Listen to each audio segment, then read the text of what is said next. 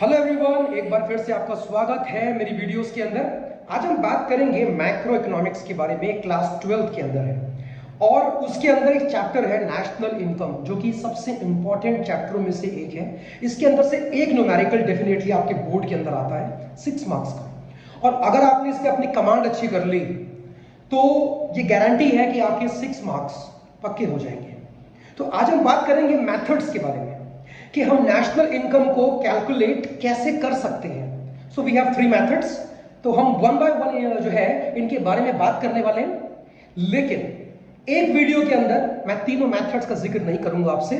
मैं सिर्फ पहला वाला मेथड ही इस वाली वीडियो के अंदर हम लोग जो है डिस्कस करने वाले हैं। तो आइए,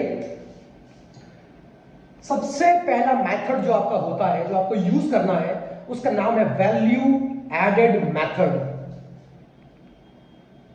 वैल्यू एडेड मेथड, जिसका एक और नाम होता है प्रोडक्ट मेथड। ये आपको ध्यान रखना है, प्रोडक्ट मेथड के नाम से भी ये बोर्ड के अंदर आ सकता है।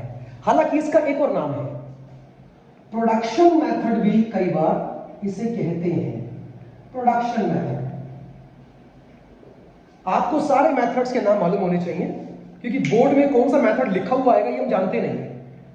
तो आइए बात करते हैं वैल्यू एडेड मेथड। क्या कहता है ये मेथड? ये साफ सी बात बोलता है, value added is equal to value of output minus intermediate consumption या इंटरमीडिएट कॉस्ट। सर ये क्या होती है? चलिए पहले मैं लिखूंगा यहां पे, वैल्यू ऑफ आउटपुट जो बनती है ये दो तरह के आइटम्स को जोड़कर बनती है। पहली सेल्स होती है,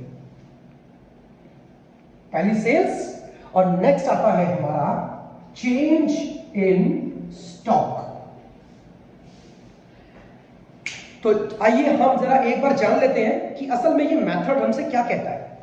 वैल्यू एडेड, सर आपने इकोनॉमी में कितनी वैल्यू ऐड करी? चलो मान लेते हैं मुझे मार्केट में ये पेन बेचना है, मुझे मार्केट में ये पेन बेचना है। उसके लिए पहले मैं पेन की मैन्युफैक्चरिंग करूंगा, और पेन की मैन्युफैक्चरिंग करने के लिए पहले मुझे चाहिए इसका रॉ मटेरियल, प्लास्टिक मान लेते हैं। प्लास्टिक परचेज किया मैंने 10 रुपए का, फिर मैंने जाके इसको मार्केट के अंदर बेचा 12 रुपए का। क्या आप जानते हो कि मैंने असल में इकोनॉमी में कितना वैल्यू ऐड करा है? मैंने जीडीपी में असल में कितना कंट्रीब्यूट करा है? 2 रुपए। सर 2 रुपए कैसे? अरे 10 रुपए तो वो पैसा लगाया है जो इसके प्लास्टिक पे आया है, और प्लास्टिक का मतलब है रॉ मटेरियल, और हमने क्या सीखा है? Raw material is a intermediate goods, और इंटरमीडिएट गुड्स की जगह जीडीपी या नेशनल इनकम के अंदर कहीं नहीं होती। इसके अंदर जो प्लास्टिक लगा है सर, वो इंटरमीडिएट गुड है, उसकी कोई जगह नहीं है, ना तो जीडीपी में ना नेशनल इनकम में। लेकिन जो ये पेन बन के तैयार हुआ ये फाइनल गुड है, इसका वैल्यू जीडीपी के अंदर ऐड होगा और उसी से कैलकुलेट होगा हमारा नेशनल इनकम। तो सबसे पहली चीज तो आपको इस बात का ध्यान रखना है कि इंटरमीडिएट गुड्स पे जो पैसा लगता है उसका नाम होता है इंटरमीडिएट कंजम्पशन। ये लिखा मैंने। माइनस क्यों करा? माइनस इसीलिए करा क्योंकि इंक्लूड नहीं होगा। माइनस क्यों करा? क्योंकि जीडीपी के अंदर कैलकुलेट नहीं होगा ये, अगर ये इंटरमीडिएट गुड है। उम्मीद करता हूं कि आपको ये वाला जो फंडा है ये ढंग से क्लियर हो गया होगा। अच्छा, इसके बाद क्या लिखा मैंने? Value of output. नाउ इससे पहले कि हम इसकी बात करें, आइए समझते हैं व्हाट इज आउटपुट। आउटपुट का मतलब होता है प्रोडक्शन, उत्पादन। कितना सामान बना, कितना सामान बना? सर उसके 2 हिस्से होंगे। एक तो वो वाला पार्ट होगा जो आप मार्केट के अंदर बेच रहे हो या बेच दिया, और एक वो पार्ट होगा जो साल के एंड में आते आते बिका नहीं, चेंज इन स्टॉक।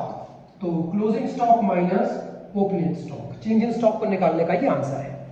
मतलब इसको हम ऐसे निकालते हैं, अगर एग्जाम में चेंज इन स्टॉक निकालने के लिए बोलेगा तो आपको क्लोजिंग स्टॉक ओपनिंग स्टॉक आपस में माइनस करने पड़ेंगे। क्लियर है? ओके। जितना सामान बेचा, चलो एग्जाम्पल लेते हैं। सर मैंने 2 रुपए का सामान बेचा और 5 रुपए का सामान मैं नहीं बेच पाया, दोनों को जोड़ू, ऐड करूं, कितना आएगा? 7। ये 7 क्या है जानते हो? This is your value of output. मतलब साफ है, आपने 7 रुपए का सामान बनाया था, उसका वैल्यू कितना है? 7 रुपया। जो बना, कितना बेचा? सेल्स 2 रुपए, और कितना नहीं बिका? 5 रुपया। तो मतलब ये 2 रुपए सेल हो गया तुम्हारा, और ये 5 रुपए क्या हो गया? चेंज इन स्टॉक हो गया। जोड़ूंगा तो कहां पहुंचूंगा? Value of output. इतना बना था, जिसमें से 2 रुपए का सामान बिक गया, 5 रुपए का नहीं बिका, और टोटल वैल्यू क्या आएगी इसकी? Value of output. इतना बना था। Okay sir.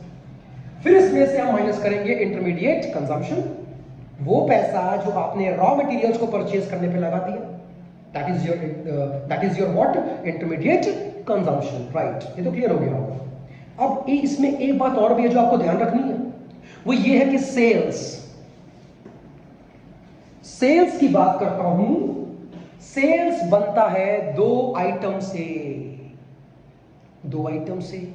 सर वो आइटम कौन कौन से हैं? अच्छा एक बात बताओ, सामान क्या सिर्फ देश के अंदर बेचते हो? डोमेस्टिक सेल्स करते हो क्या? अगर एक्सपोर्ट करते हो तो क्या वो सेल नहीं है? है। उसका नाम है इंटरनेशनल सेल्स, जो एक्सपोर्ट करते हो। पेन बना के